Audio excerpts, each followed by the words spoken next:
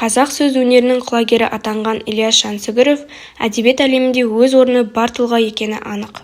1922 жылы күң өлімі әңгімесі жазылды. Әңгіме кедейлік тауқыметін тартқан жалшы Жақыбай өмірі туралы, өз есімі ұмытылып, Сандыбайдың күңі аталып кеткен Алқа атты әйелдің аянышты өмірі сөз болады. Сандыбай. Алқа. Қасен. Маржан.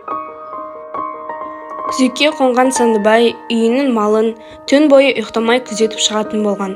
Жас балдары Маржан мен Қасенді барынша қымтап, от жағып, қиды қалап, аспан астында қойшылардың жызығын жамап, немесе жіп есіп, таңды көз ілдірмей атқызады екен.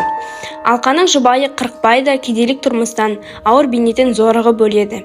Міне, енді оның әйелі, жас балдары да сол өмірді қайталап жатыр. Алқа жасы жетіп, сүйегі жасып, қайраты қайтып бұрынғыдай қызметке жарай алмайды. Денсаулығынан айырылып, халі нашарлайды. Басынан түскен ауыр түнектен арылу мүмкін емес.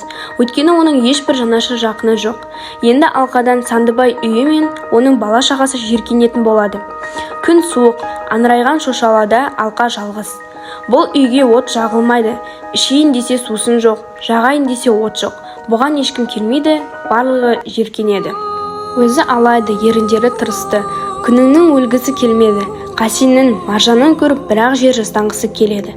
Олар қайда, Алқа қайда? Шешелері өлім аузында, өздері белгісіз қайда жүргендері. Олардың да күні осылай біте ме екен, белгісіз. Соңғы дем бітті. Алайған көзі ажарсыз тартып, жарықтың жіңішке жабығына қарап, нұры үзілді.